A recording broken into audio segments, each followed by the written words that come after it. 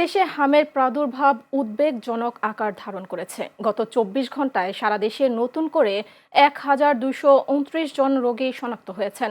একই সময়ে সন্দেহজনক হামে আক্রান্ত হয়ে ৫ জনের মৃত্যু হয়েছে বলে জানিয়েছে স্বাস্থ্য অধিদপ্তর।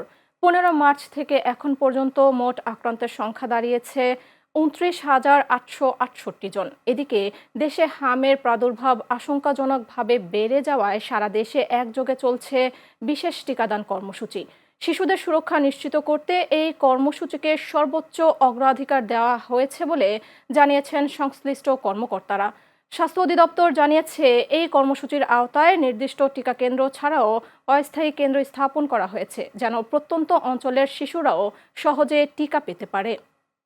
মোটামুটি আগে থেকে যে সমস্যাগুলো ছিল মোটামুটি সুস্থ আছে। এখন এই গায়ের রেশগুলো এগুলোর চিকিৎসাটা চলতেছে, এগুলো করে গেলে আলহামদুলিল্লাহ সুস্থ হয়ে যায়। এখন ভালো দিকে আছে, জ্বর কমছে, জ্বর আর আসে না, একটু শুষ্ক কাশি। আর এখন রাত্রে একটু কম ঘুম হয়, ছটফট করে, তার জন্য ডাক্তারের কাছে বলছিলাম, তারা এখন চিকিৎসা করতেছে।